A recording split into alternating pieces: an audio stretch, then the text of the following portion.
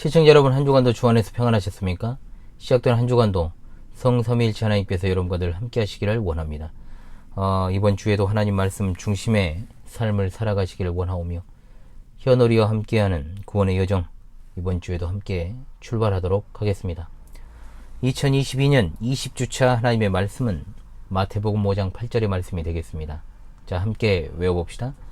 마음이 청결한 자는 복이 있나니 그들이 하나님을 볼 것이며. 마태복음 5장 8절 말씀. 아멘. 다시 한번 외워봅시다. 마음이 청결한 자는 복이 있나니 그들이 하나님을 볼 것이며. 마태복음 5장 8절 말씀. 아멘. 자, 이번 주는 예수님의 팔복 메시지 6번째 시간이 되겠습니다. 마음이 청결한 자는 복이 있나니 그들이 하나님을 볼 것이다.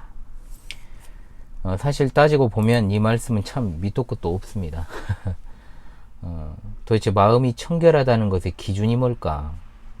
사실 팔복의 모든 메시지가 그 메시지 자체로 어떤 무언가를 깨닫는 것은 굉장히 어렵습니다. 제가 지금 매주 8번째 지금 오늘 강의를 하고 있죠. 해설을 하고 있는데, 물론 이제 앞선 서두 2번은 이제 제가 따로 목요 강설 시간에 이제 했습니다만, 거의 30-40분에 가까운 시간을 매주 해설을 하고 있는데, 그렇게 한다고 해도 이 오묘한 하나님의 진리를 제대로 파악한다라는 것은 힘든 것이 사실입니다. 그런데 주님께서는 분명히 말씀하시기를 마음이 청결해야 하나님을 볼 수 있다라고 말씀하시죠. 늘 그래왔듯이 이 말씀의 역사적 배경을 좀 한번 짚고 넘어갈 필요가 있습니다. 팔복의 메시지는 모두가 다 유기적 조화를 이룬다 했습니다. 지난 시간에 말씀을 드렸죠. 전반부 사복과 후반부 사복으로 나누어진다. 지난주부터 이제 후반부 사복을 살피고 있는데, 전반부와 후반부가 매우 밀접하게 서로 연관되어 있다는 것을 우리가 파악을 해야 됩니다. 이 말씀도 아무 의미 없이 지금 이 자리에 위치하고 있는 것이 아닙니다. 이 당시 이스라엘의 정치적 상황은 제가 자주 말씀을 드렸기 때문에 이제 생략을 좀 하고요. 이 당시에 이제 이스라엘 어떤 영적인 상황을 좀 살피는 것이 필요할 것 같습니다. 물론 주님께서 산상설교에서 주로 영적인 부분을 다루는데 할애를 하셨다라는 것을 우리가 알 수 있게 되죠. 이스라엘은 당시 종교 지도자들이었던 바리새파 사람들의 강압과 권위에 굉장히 눌려 있었습니다. 당시 이스라엘에서 이제 사회 속에서 굉장히 이 사람들은 유력한 자들이었고, 또 이들은 이스라엘 사람들에게 정말로 냉혹하고 엄격하게 율법의 어떤 제도를 이제 부여를 했습니다. 그런데 문제는 이들이 모세율법을 잘못 해석했다라는 것에 있습니다. 이들은 하나님의 명령을 순종한다고 하면서 인간들의 새로운 전통, 즉 장로들의 유전을 만들어냈죠. 그 결과 하나님의 율법을 지키는 대신에 지키지 못하는 대신 인간의 전통을 지키는 것에서 오는 양심의 만족을 그들이 누릴 수가 있었던 것입니다. 그러면서 그들은 율법을 완화시키면서 율법 가운데 몇 가지만 잘 지켜도 하나님이 이해하실 것이다 라는 생각까지도 갖게 되었죠. 물론 그것마저도 그들이 온전하게 지키는 게 불가능했습니다. 이러한 가르침 속에 살아가던 이스라엘 사람들이 늘 지키지 못할 그 율법 때문에 좌절하고 또 엄청난 근심에 그리고 죄책감에 사로잡히게 됐습니다. 그러나 이들은 하나님의 진리를 믿고 또 하나님의 율법 속에서 하나님께서 자신을 계시하셨다라는 그 사실을 믿는 자들이었습니다. 이런 믿음을 가진 자들 앞에 드디어 세례자 요한이 등장했습니다. 그는 누굽니까? 주의 길을 예비하는 자입니다. 세례 요한의 앞에는 이처럼 준비된 청중이 있었다는 것이고, 그들은 다들 자신의 죄의 짐을 벗어놓을 곳을 찾고 있었던 겁니다. 그래서 무리들은 요한의 가르침을 듣기 위해 광야로 몰려 나왔고, 그 가운데서는 바리새인과 사두개인들도 있었습니다. 사람들은 용서와 구원과 권해하는 자기 영혼의 어떤 평안을 위해서 갈망하던 것들이 있었습니다. 이들이 기다리던 것은 바로 구원자 메시아였기 때문입니다. 즉, 더 많은 규범들을 갖다가 그들에게 부과할 그런 사람이 아니고 이미 어긴 규범들에 대해서 용서해 주실 분을 찾고 있었다라는 것으로 말씀을 드릴 수 있겠습니다. 또한 이들은 이미 오래전부터 그와 같은 메시아를 보내시겠다라고 하는 하나님의 약속, 이것을 이제 믿고 있었던 사람들이죠. 이에 관해서 구약의 이사야 선지자를 통해 그들의 죄를 용서하고 허물을 제하시며 그들의 잘못을 바로잡을 분이 오실 것을 알고 있었고, 또한 하나님께서 오셔서 물을 뿌려주시고 그들을 깨끗하게 하실 것이라는 에스겔 선지자의 말도 알고 있었습니다.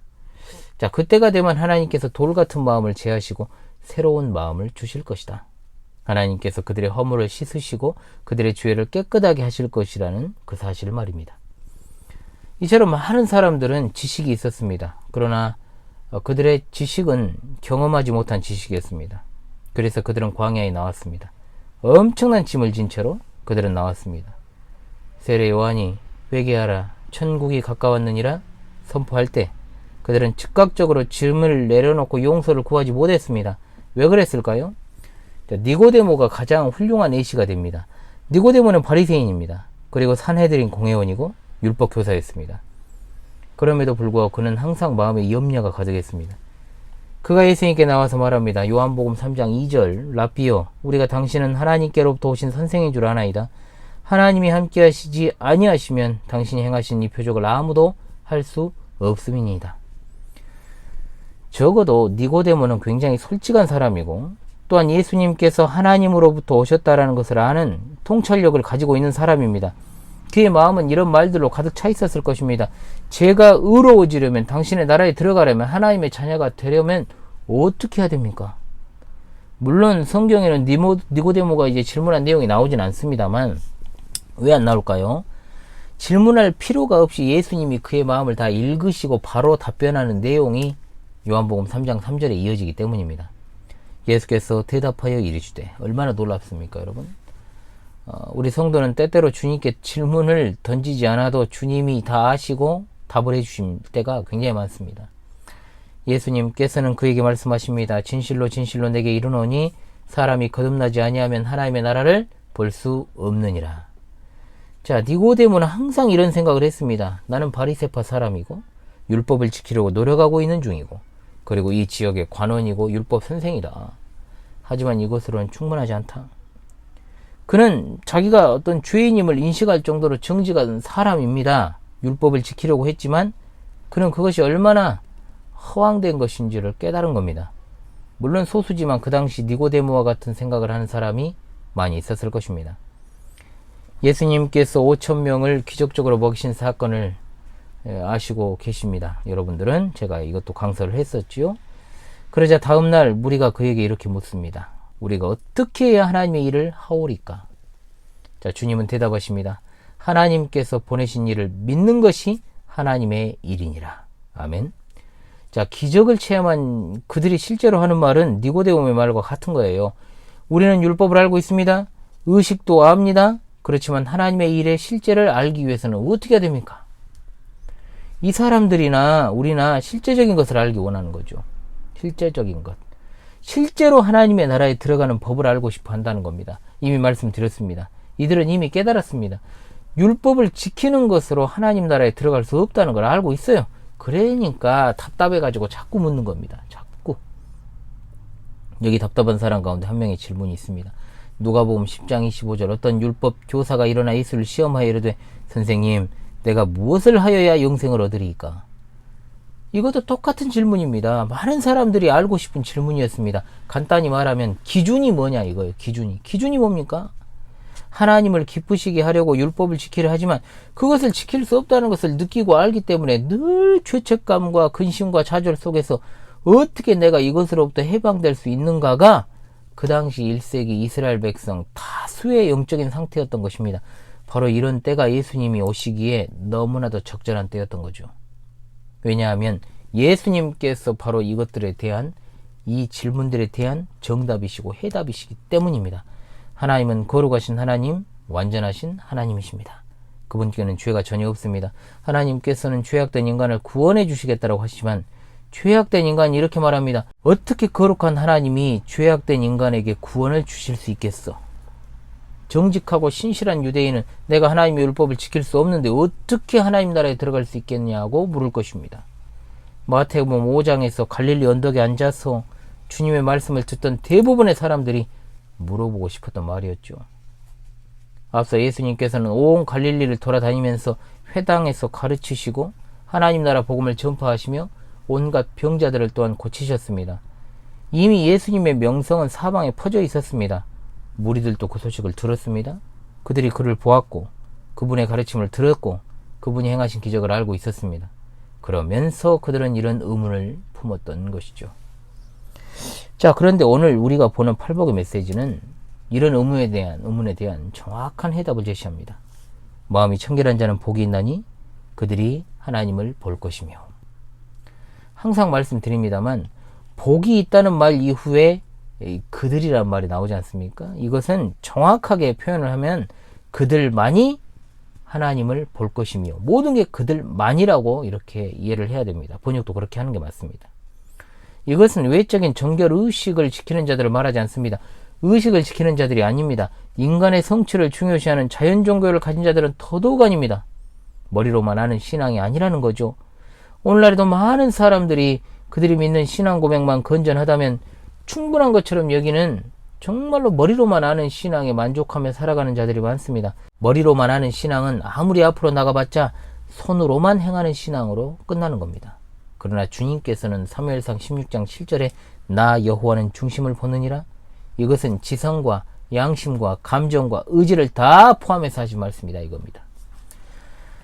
그러나 인간은 다른 사람을 보면서 자기를 판단하는 경향이 기본적으로 깔려 있습니다. 고린도후서 11장은 스스로의 판단대로 자신을 헤아리는 거짓 선지자들에 대해서 말하는 부분입니다. 당시 바리새인들이 이런 짓을 했어요. 잘했어요. 우리는 우리의 어떤 인격과 도덕성과 윤리나 선함을 증명하거나 검증하려고 하나님의 기준을 찾는 게 아니고 다른 사람과 비교해가지고 판단을 내립니다. 그리고 내가 그들보다 더 낫다는 기준을 이제 만들어서 그것으로 위안을 삼죠. 이것이 바로 상대적 의입니다. 그리고 자기 양심이 만족하기 위해서는 극약 처방입니다. 먹고 죽는 거죠, 이제 이건. 바리새인들이 어떻게 기도했는지 아십니까, 여러분? 그들은 이렇게 기도했습니다. 하나님, 나는 다른 사람들 토색하고 불의하고 간음하는 자들과 같지 아니하고 이 세리와도 같지 아니함을 감사합니다. 남과 비교하기에 내가 더 나으니까 만족하고 감사한다는 이런 얼토당토하는 기도. 여러분, 과연 우리는 자유로울 수 있을까요? 바리새인들은 자기보다 못한 사람을 기준으로 삼은 거예요. 완전히 잘못된 거죠. 이 세상 모든 사람들이, 여러분 생각해 보십시오.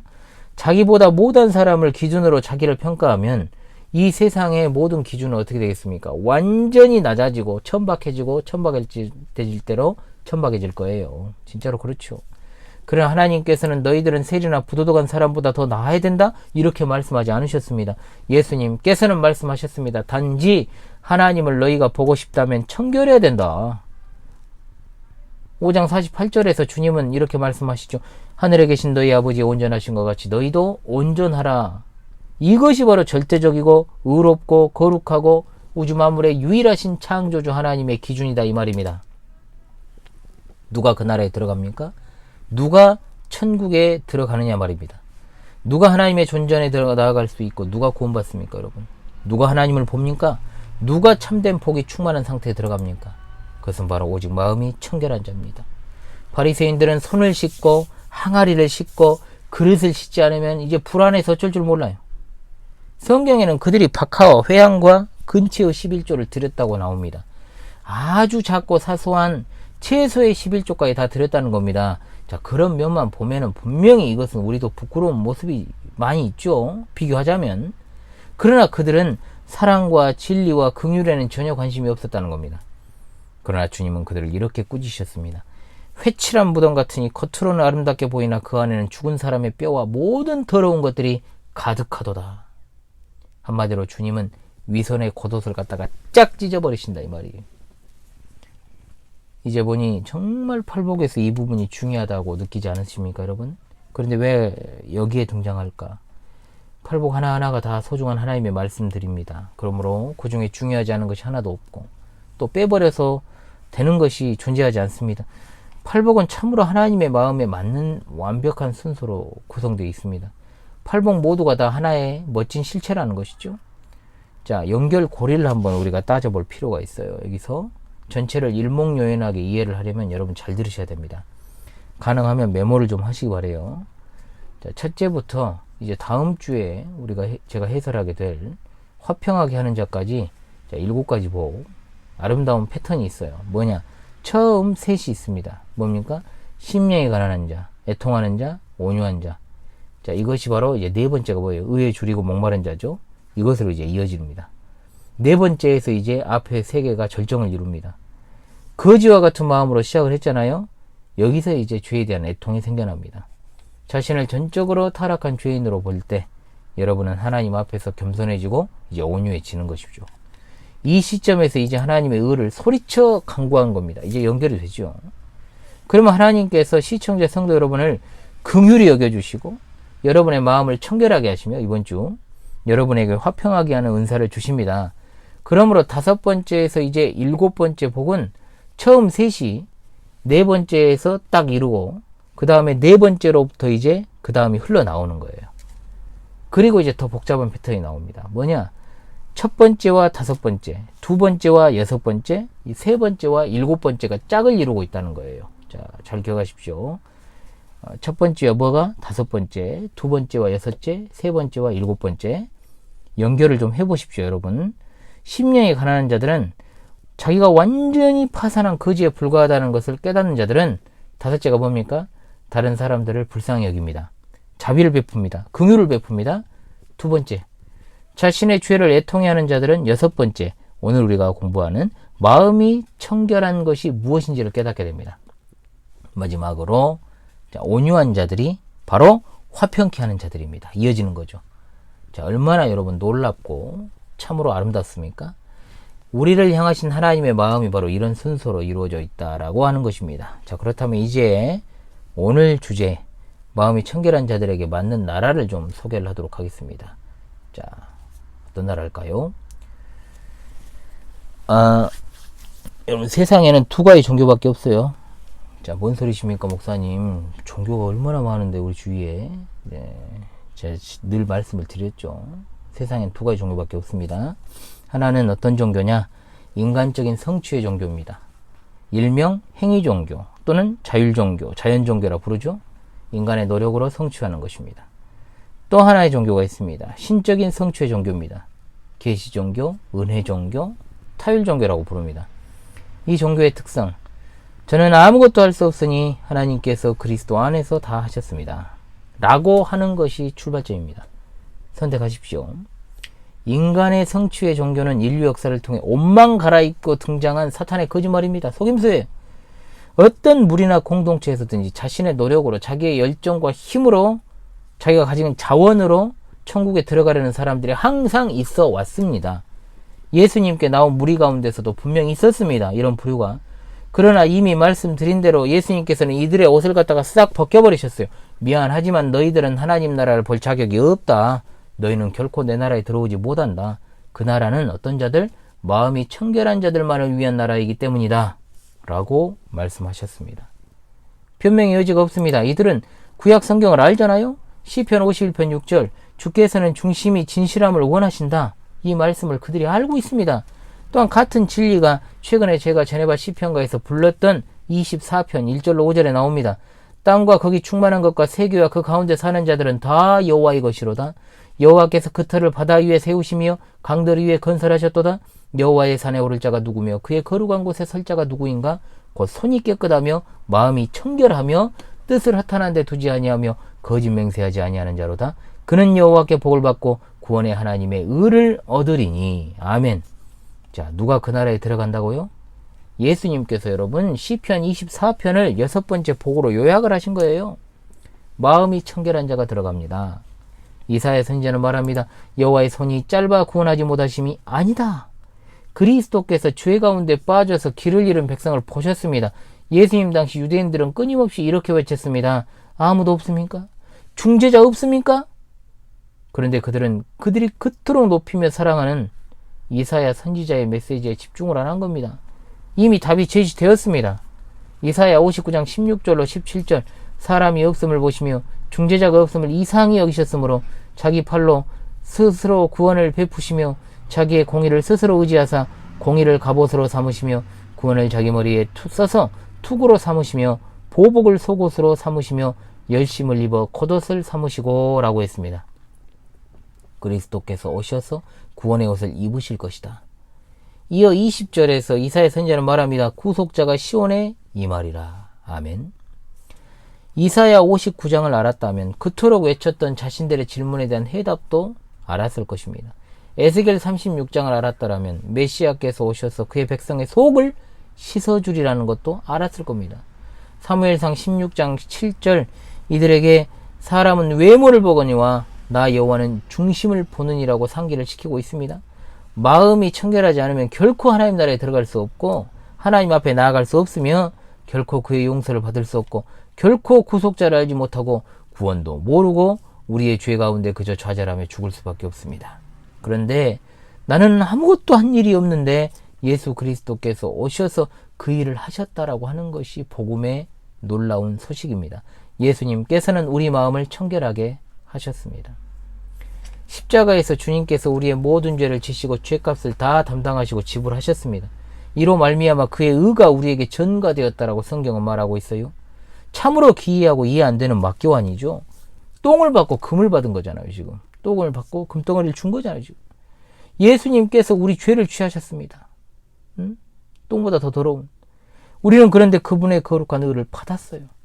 그러므로 우리가 예수 그리스도를 영접하고 그분과 연합하고 동거할 때 하나님께서 그의 의로 말미암아 우리를 깨끗하게 여기십니다. 다른 어떤 조건으로도 우리가 마음이 청결한 자가 될 수 없습니다. 그리고 하나님은 어떤 다른 조건을 충족하더라도 우리를 청결하게 여기시지 않습니다.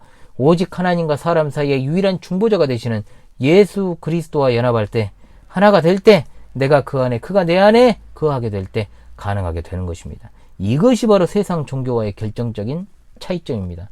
에베소서 1장 6절은 이것을 정확하게 인치시는 말씀을 하죠. 이는 그가 사랑하시는 자 안에서 우리에게 거저 주시는 바 그의 은혜의 영광을 찬송하게 하려는 것이라. 할렐루야. 그리스도의 의가 우리에게 주어지는 것은 그가 우리를 대신하여 우리 죄를 직접 지시고 나무에 달리셨기 때문입니다. 믿음으로 하나님께서 우리를 정결하게 하셨음을 믿으시고 나아가시기를 바랍니다. 아멘. 자, 그렇다면 이제 본격적으로 마음이 청결한 것에 대해서 살펴보죠. 성경에서 마음은 언제나 한 인간의 내면, 그 사람의 개성의 자리로 여겨지죠. 일반적으로 마음은 사고의 과정을 가리킵니다.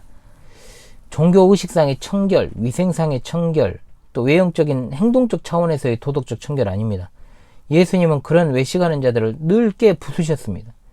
마음은 우리의 지성, 감성, 의지를 갖다가 다 포함하는 우리 인격의 중심을 말하는 겁니다.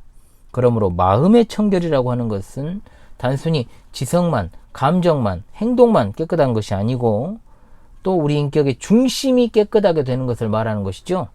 거칠애를 중시하면서 겉을 깨끗하게 보살피면 된다라고 믿었던 바리새인과 율법주의자들에게는 이 가르침이 치명타가 됩니다. 하나님은 변화된 마음을 찾으십니다. 시편 51편 10절 하나님이여 내 속에 정한 마음을 창조하시고 라고 했습니다. 또한 시편 73편 1절에 하나님이 참으로 이스라엘 중 마음이 정결한 자에게 선을 행하신다라고 했습니다. 이스라엘 백성 중에 마음이 정결한 자에게 선을 행하신다라고 분명히 말씀하고 있습니다. 자, 여러분이 하루도 빠짐없이 교회에 가고 뭐 그런 분은 없죠. 성경을 가지고 다니고 늘 또 성경 구절들도 외우지만 마음이 청결하지 못한다면 하나님의 기준에 미달된 것입니다. 정말로 이것에 있어서 최고의 예시가 뭐냐? 바로 다윗과 사울입니다. 하나님께서 이스라엘의 초대 왕으로 사울을 부르셨을 때 사울의 용모가 어땠습니까? 키가 컸습니다. 보통 사람보다 머리 하나가 더 컸다고 성경에 나오지 않습니까? 용모가 준수합니다.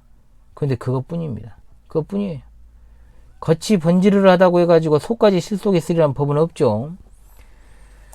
제가 이전 교회에서 사역할 때 자매들에게, 청년 자매들에게 결혼 상대자의 외모를 보지 말라고 이야기하니까 이렇게 말하더라고요. 아유, 전도사님, 같은 값이면 다 홍침하지요. 어처구니가 없었습니다. 할 말도 없더라고요. 얼마나 외모 지상주의가 편만합니까? 사울은 이처럼 용모가 준수했어요. 가진 것이 없었어요. 그래서 하나님께서는 사울에게 새 마음을 주셨습니다. 그렇기 때문에 사울은 어떻습니까? 자기 내면을 가꾸는데 힘을 기울이라 했습니다. 그런데 사울이 하나님께 불순종하기 시작합니다. 마침내 사무엘이 찾아와서 사실상 이렇게 말하는 지경까지 이르러요. 사울 왕이시여, 당신은 끝났습니다. 하나님이 끝났다고 말씀하십니다. 이제 앞으로 당신에게서는 왕이 나오지 않을 것입니다. 성경은 그 이유에 대해서 명명백백하게 말씀합니다. 여호와께서 그의 마음에 맞는 사람을 구하여. 자, 하나님께서는 그의 마음에 맞는 사람을 구하셨던 것입니다. 왜 하나님께서는 그의 마음에 맞는 사람을 찾으실까요? 그 대답이 또 나와요. 사무엘상 16장 7절 자주 언급이 됩니다. 사람은 외모를 보거니와 나 여호와는 중심을 보느니라. 아멘. 여러분, 이 말씀이 여러분의 심령 깊숙한 곳에 박히시길 바랍니다. 하나님의 마음에 맞는 사람은 다윗이었습니다. 하나님께서 그를 택하신 것은 그의 마음이 바르기 때문입니다. 시편 9편 1절 내가 전심으로 여호와께 감사합니다. 19편 14절 나의 반석이시오 나의 구속자이신 여호와여 내 입의 말과 마음의 묵상이 주님 앞에 연락되기를 원하나이다. 아멘. 26편 2절 여호와여 나를 살피시고 시험하사 내 뜻과 양심을 단련하소서. 아멘. 그래서 57편 7절에 다윗은 말합니다. 하나님이시여 내 마음이 확정되었고 내 마음이 확정되었사오니. 하나님께서는 그의 백성에게서 그 마음이 확정된 것을 원하십니다. 다윗이 겉으로 실패한 적이 있었습니다. 그러나 적어도 그 마음이 하나님께 향해 있을 때 그는 실패하지 않았습니다. 청결하다는 말을 좀 살펴보죠. 자, 청결한이란 말은 헬라어로 카타로스입니다. 여기서 청결함은 그냥 고상하다, 깔끔하다 이게 아니고 더러움과 죄악을 씻는다는 말에서 파생된 단어입니다. 즉 죄로부터 자유롭게 된다라는 뜻이죠.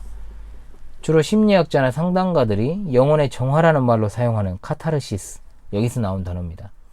카타로스라는 단어는 순전하고 걸러지고 찌꺼기가 제거된 상태이기 때문에 어떤 사람들은 이 단어를 예로 들어서 완전한 성결을 주장하기도 하죠. 완전 성결이라 하는 것은 뭐냐? 하나님께서 자신을 새롭게 하셨기 때문에 육적인 본성이 근절되었다라고 이제 보는 겁니다. 그래서 죄가 없다라고 고백할 뿐만 아니라 죄스러운 욕망이나 생각조차도 가지지 않는다라고 고백하는 것을 말하는데 그것이 과연 가능합니까, 여러분? 요한일서 1장 8절 만일 우리가 죄가 없다고 말하면 스스로 속이고 또 진리가 우리 속에 있지 아니할 것이다 라고 말씀합니다. 마음이 청결하다라는 것은 성도들이 전혀 죄를 짓지 않는 생활을 한다는 뜻이 아니에요. 주님이 실제로 하시고자 하는 말씀은 나는 그 헌신과 동기에서 아무것도 섞이지 않은 마음을 원한다. 즉 두 마음을 품지 않는 순수한 동기를 원하신다라고 말입니다. 바로 주님을 향한 일편단심. 신앙이 좋은 사람들은 변덕스럽지 않습니다. 늘 변함이 없어요. 한결같은 특징이 있습니다. 우리가 딴 마음을 품지 말고 오직 한 마음의 헌신, 오직 한 마음의 순수한 목적, 순수한 동기를 가지고 살아가야 될 줄로 믿습니다. 상상순 전반에 걸쳐서 주님이 이 원리를 굉장히 강조하고 계셔요. 6장 21절에 내 보물이 있는 곳에 내 마음도 있다 그랬죠. 24절에 한 사람이 두 주인을 섬기지 못한다고 했습니다. 야고보 사도도 그의 서신에서 이렇게 말합니다. 죄인들아 손을 깨끗이 하라. 두 마음을 품은 자들아 마음을 성결하게 하라. 바울 사도도 로마서 7장에 나의 죄악된 육신을 이기지 못할지라도 내게는 순전한 동기들이 있다 라고 말하고 있습니다. 시청자 여러분은 참된 그리스도인입니까? 그렇다면 이 청결함에 대한 동기가 여러분의 삶 속에서 나타나야 됩니다. 마음속에 이런 동기가 없다 하면 그 사람이 과연 하나님을 아는지 의심하지 않을 수 없습니다. 여러분의 마음속에는 청결함에 대한 열망이 있습니까? 만약에 제가 설교 강단에 올라올 때 만약 인기 끌려는 그런 말을 하고자 할 때는 이미 청결함을 완전하게 상실한 상태죠. 두 마음을 품은 상태입니다. 또한 강단에서 강설을 마치고 내려올 때 이번 주 괜찮았어. 이 정도면 명설교야. 이렇게 하는 음성을 스스로 들었다면 이미 마귀의 포로가 된 거죠. 그건. 왜냐하면 순수한 동기는 순수한 행동으로 반드시 이어집니다. 순수하지 못한 동기는 반드시 불순한 동기로 행동으로 이어집니다. 동기는 순수한데 하나님께 전혀 나오지 않는 자들도 많죠. 바로 사악한 로마교 우매한 신자들이라든지 자신의 몸을 상해하면서 하나님을 찾으려고 하는 자들이 그런 자들입니다. 채찍으로 자기 등을 때리며 피를 흘리는 수녀들, 무릎으로 기어서 피를 흘리며 성당에 올라가는 자들, 엘리야 시대의 바알 숭배자들이 칼을 빼서 자기들의 몸을 자해하기 시작했을 때 장난으로 그런 행위를 했던 사람은 한 명도 없고 다 진지하게 했다는 거죠. 그러나 잘못된 것입니다. 카타로스는 단순히 순수한 동기만을 말하는 게 아닙니다. 이것은 거룩한 행동입니다. 즉 하나님께서 정하신 규정이라는 겁니다. 순수한 동기와 거룩한 행동은 함께 갑니다. 뭐로 가도 서울만 가면 된다? 사탄의 속삭임이죠. 말은 번지르르 해도 행동이 하나님 말씀에 맞지 않고 참된 청결을 보여주지 않는다면 그 말은 개똥 같은 소리에 불과한 겁니다. 개똥인 거죠. 그러므로 시청자 성도 여러분이 마음이 청결한 삶을 살기 위해서 청결함의 종류 5가지를 알 필요가 있어요. 첫 번째 뭐냐? 근본적 청결입니다. 이것은 하나님께만 있습니다. 하나님은 그 본질에 있어 청결한 분이십니다. 두 번째, 창조된 청결입니다. 자, 인류가 타락하기 전에 첫사람 아담과 하와에게 주어진 청결함입니다. 사람은 선하게, 즉 청결하게 창조되었으나 타락하여 상실해버렸습니다. 세 번째, 궁극적인 청결입니다. 우리가 주님을 만나 뵙게 되는 그날에는 완전하게 깨끗해집니다. 왜? 그것은 죄가 없는 의의 태양이 되시는 주님께서 거하시는 곳이기 때문입니다. 네 번째, 신분적 청결입니다. 그리스도의 의를 전가받은 우리가 지금 갖고 있는 청결함입니다. 하나님께서 우리를 보실 때 우리 자체를 보시는 게 아니고 그리스도 안에서 우리를 바라보시고 우리를 청결하다고 말씀하십니다. 이것이 바로 의의 전가입니다. 그리고 5번째, 실제적인 청결입니다. 하나님만이 청결을 아시기 때문에 이것을 주실 수 있습니다. 우리가 우리 신분에 맞게 사는데 어려움이 많지요. 마치 신분이 바뀐 거지가 왕궁에서 바닥에서 잠을 자고 도구를 사용하지 않고 손으로 음식을 집어 먹는 것과 같습니다. 그래서 바울 사도도 고린도후서 7장 1절에 우리는 하나님을 두려워하는 가운데서 거룩함을 온전히 이루어 육과 영의 온갖 더러운 것에서 자신을 깨끗하게 하자라고 외쳤습니다. 하나님께서는 우리가 하나님 앞에서 할 수 있는 한 최대한 실제적으로 청결하기를 원하십니다. 장사가 오셔갖고 여기 앞에 지금 차를 댔습니다. 꿀사과가 왔어요. 아삭아삭한 꿀사과가. 이 중요한 말씀을 전하고 있는데 예수 그리스도 안에서 신분적으로 청결한 사람들이 하나님을 볼 것이요 그 증거로 삶 속에서 삶의 청결과 그 순수한 동기의 청결함을 나타내게 될 것입니다. 결코 청결한 삶을 살아서 하나님을 보는 것이 아닙니다. 에베소 6장은 청결치 못한 생각, 말, 그리고 행동, 그리고 청결치 못한 동기를 가지라는 유혹에 맞서 싸우는 무기가 거기 나오잖아요. 하나님의 전신갑주입니다. 그래도 안 되겠다는 분은 요한일서 1장 9절을 의지하십시오. 만일 우리가 우리 죄를 자백하면 그는 미쁘시고 의로우사 우리 죄를 사하시며 우리를 모든 불의에서 깨끗하게 하실 것이요. 아멘. 여러분이 죄를 발견하고 회개할 때마다 하나님께서는 여러분을 깨끗하게 하십니다. 하나님이 우리를 청결하게 만드신다는 사실을 깨닫는 여러분, 우리 모두 회개하는 삶을 살아갈 수 있기를 바랍니다. 아멘. 결론입니다. 어떻게 청결한 마음을 가꿀 수 있을까? 팔복의 가장 첫 번째 해설에서부터 제가 말씀을 드립니다만 자기 힘으로 할 수 없다라는 사실을 깨달으시길 바랍니다. 이것이 첫 번째 단계입니다. 잠언 20장 9절 내가 내 마음을 정하게 하였다. 내 죄를 깨끗하게 하였다 할 자가 누구냐? 내가 할 수 있는 차원이 아닙니다. 사도행전 15장 9절 우리 마음이 믿음으로 깨끗하게 된다고 했습니다. 행위가 아닙니다. 오직 믿음으로. 무엇을 통해서? 우리를 죄에서 깨끗하게 하시는 예수 그리스도의 보혈로 인해서입니다. 요한일서 1장 7절 그가 빛 가운데 계신 것 같이 우리도 빛 가운데 행하면 우리가 서로 사귐이 있고 그 아들 예수의 피가 우리를 모든 죄에서 깨끗하게 하실 것이요. 아멘. 마음이 청결하게 하는데 어떤 행위적 방법론이 있는 것이 아닙니다. 출발점이 제일 중요한 거예요. 바로 예수 그리스도께서 십자가에서 드리신 유일한 속죄 제사를 받아들이는 것입니다. 주님이 이미 이루신 것을 받아들여야 됩니다. 스가랴서 13장 1절 말씀에 그날의 죄와 더러움을 씻는 셈이 열리리라. 여러분 그리스도인임을 자인하십니까? 그렇다면 제발 청컨대 여러분의 삶을 그리스도의 말씀과 기도를 통해서 청결하게 하시기 바랍니다. 요한복음 15장 3절 너희는 내가 일러준 말로 이미 깨끗하여졌다. 말씀 안에 거하고 기도하십시오. 말씀 읽을 시간이 없다는 것도 거짓말이고 기도할 시간 없다는 것도 거짓말입니다. 그냥 내가 할 마음도 없고 내가 할 의지도 없는 것 뿐이에요. 하나님이 하십니다. 여러분 그리스도를 아는 지식에서 자라가십시오. 이것은 결코 일주일에 한번 교회 나와서 해결되지 않습니다. 종교적 형식주의로도 답이 없습니다. 마음이 청결한 자는 하나님을 볼 것이다 라는 약속을 주셨습니다. 이 헬라어 동사의 시제는 미래, 진행형. 그래서 본다는 것을 신비적으로 이해하지 마십시오. 꿈이나 환상 속에서 하나님을 본다거나 마음속에서 어떤 특별한 현상을 체험하는 거 아닙니다.